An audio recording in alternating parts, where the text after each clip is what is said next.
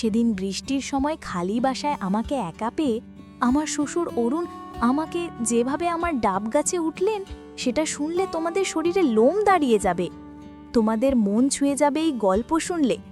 তাই গল্পটি শোনার আগে অবশ্যই তোমরা হাতের কাছে টিস্যু পেপার অথবা কাপড় নিয়ে রাখবে। আমার প্রাণের বন্ধুরা, যদি আমার এই গল্পটি তোমাদের ভালো লাগে তাহলে অবশ্যই এই ভিডিওতে একটি লাইক দেবে। আমাদের পরবর্তী ভিডিওগুলো নিয়মিত পাওয়ার জন্য চ্যানেলটি সাবস্ক্রাইব করে বেল আইকনটি বাজিয়ে দিও। আমার নাম অবনী, আমার বয়স 21 বছর। আমার বিয়ে হয়েছে মাত্র 2 বছর হলো। আমার স্বামী আকাশ চাকরি করে, সে ঢাকায় থাকে। বাড়িতে আমি আর আমার শ্বশুর অরুণ থাকি। আমার বিয়ের আগেই আমার শাশুড়ি মারা গেছেন। সেদিন বিকেলবেলায় খুব জোরে বৃষ্টি এলো, বাইরে প্রচুর বৃষ্টি হচ্ছে। আমি বসে টেলিভিশন দেখছি। হঠাৎ আমার শ্বশুর অরুণ আমাকে ডাকলেন, বললেন, বৌমা একটু আমার রুমে এসো তো। আমি তার রুমে গিয়ে বললাম, বাবা কি হয়েছে? তিনি বললেন, আমার পা ব্যথা করছে, আমার পায়ে একটু তেল মালিশ করে দাও। আমি বললাম, ঠিক আছে, আপনি একটু অপেক্ষা করুন, আমি তেলটা গরম করে নিয়ে আসি। এই বলে আমি রুম থেকে চলে গেলাম। বন্ধুরা, তোমাদের আর একটি কথা বলে নিই। আমার বিয়ের আগে আমার স্বামী আকাশ কিন্তু আমাকে দেখতে যায়নি। আমার শ্বশুর অরুণ আমাদের দুঃসম্পর্কের আত্মীয় লাগে। হঠাৎ একদিন আমাদের বাড়িতে বেড়াতে এসেছিলেন। আমাকে দেখে তার খুব পছন্দ হয়েছিল, তাই আমার মা বাবাকে বলে আমাকে তার ছেলের বউ করে নিয়ে এলেন। ছেলে সরকারি চাকরি করে, তাই আমার মা বাবা আমাকে বিয়ে দিয়ে দিলেন। তখন থেকেই অরুণ আমার প্রতি দুর্বল, কিন্তু আমারও কেন যেন তাকে খুব ভালো লাগে। তার বয়স 55 বছর হলেও দেখতে এখনো অনেক সুন্দর লাগে। বিয়ের পর থেকে দেখতাম শ্বশুর অরুণ আমাকে চোখে চোখে রাখতেন। আমি মনে মনে ভাবতাম তার মেয়ে নেই, তাই উনি হয়তো আমাকে নিজের মেয়ের মতো করে খুব আদর স্নেহ করেন। সবসময় আমাকে জিজ্ঞেস করতেন, তো বৌমা তোমার কি লাগবে? যখন যেটা লাগবে অবশ্যই আমাকে বলবে, কোনো লজ্জা করবে না। অরুণ আমার কাজের প্রশংসা করতেন। আমি যেটা রান্না করতাম সেটাই তার কাছে ভালো লাগতো। আমাকে বলতেন, বৌমা তোমার রান্না খুব সুস্বাদু, ঠিক তোমার মতো। তুমি দেখতে যেমন সুন্দর তেমনি তোমার রান্নাও অনেক সুন্দর। আর শ্বশুরের মুখে প্রশংসা শুনতে আমার খুব ভালো লাগতো। আমি আরও বেশি বেশি করে আমার শ্বশুরের সেবা যত্ন করতে লাগলাম। যাই হোক, এখন মূল গল্পে আসি। আমি তেল গরম করে শ্বশুরের রুমে নিয়ে আসলাম। তারপর তেল তার পায়ে ভালো করে লাগালাম। বিকেলটা ছিল কেমন জানি অন্য রকম। জানালার বাইরে টিপটিপ বৃষ্টি পড়ছে। বাড়িটা একেবারে নিস্তব্ধ, সবাই কোথায় যেন গেছে। আমি আর বাবা মানে শ্বশুরমশাই অরুণ এই বিশাল বাড়িতে একা। একটা হালকা কাঁপুনি লাগছিল গায়ে, মনে হচ্ছিল এক কাপ চা পেলে ভালো লাগতো। আমি চুপচাপ উঠে রান্নাঘরে গেলাম চা বানাতে। হঠাৎ শুনলাম পেছনে নরম পায়ের শব্দ। ঘুরে দেখি বাবা দাঁড়িয়ে আছেন। হেসে বললেন, তুমি তো একা একা, ভাবলাম একটু কথা বলি। আমি বললাম, চা বানাচ্ছি, আপনি বসুন, নিয়ে আসছি। তিনি বললেন, না, আমি তোমার সাথে বসেই কথা বলি। আমরা দুজনে রান্নাঘরের জানালার ধারে বসে পড়লাম। বাইরে বৃষ্টি পড়ছে, হালকা ঠান্ডা বাতাস বইছে। বাবা বললেন, বৌমা জানো, এই বাড়িটা আগে এমন নীরব হতো না। তোমার শাশুড়ি থাকলে কত কথা হতো। আমি বললাম, তার কথা শুনতে ভালো লাগতো আমার। আপনি বলুন না তার কিছু স্মৃতি। আমি একটু থেমে বললাম, আমি তো এই বাড়ির মেয়ে, আপনার মেয়ে হয়েই থাকতে পারি। বাবা হেসে বললেন, হ্যাঁ বৌমা, তুমিই তো আজ আমার সবচেয়ে আপন। আমি বুঝতে পারি এই সম্পর্কটা শুধু আত্মীয়তার নয়, এক গভীর হৃদ্যতার। শ্বশুরমশাই অরুণ ধীরে ধীরে বললেন, তোমার শ্বশুর হোক কিংবা বাবা, একটা বন্ধুত্ব যদি গড়ে ওঠে তাহলে জীবনটা আরও সুন্দর হয়ে যায়। আমি মাথা নাড়লাম। সম্পর্ক তো যত্ন আর সম্মানেই গড়ে ওঠে। তখন আমি হাতটা একটু থামালাম।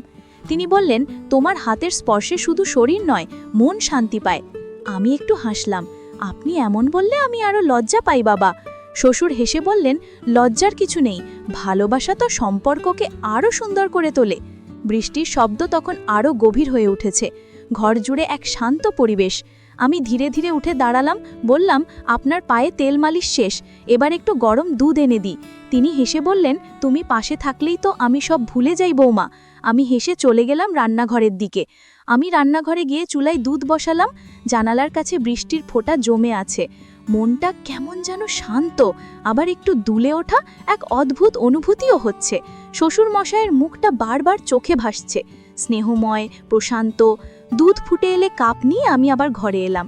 তিনি জানালার দিকে তাকিয়েছিলেন। ঘরের আলো ছায়ায় তার মুখটা যেন আরও কোমল লাগছিল। আমি দুধ এগিয়ে দিলে বললেন, তুমি এলেই যেন ঘরটা প্রাণ ফিরে পায়। মুচকি হেসে বললাম, আপনি তো এমন করে বলছেন যেন আমি নতুন কেউ। তিনি দুধে চুমুক দিতে দিতে বললেন, বৌমা, তুমি নতুন নও, কিন্তু প্রতিদিন তোমার নতুন দিক দেখতে পাই। কথাটা শুনে আমি চুপ করে রইলাম কিছুক্ষণ। ঘরের বাতাস তখন কেমন ভারী হয়ে উঠেছে, বাইরে বৃষ্টির ভিতরে নীরবতা। আমি ধীরে ধীরে উঠে দাঁড়ালাম, বললাম, আপনার পায়ে তেল মালিশ শেষ, এবার একটু গরম দুধ এনে দিই।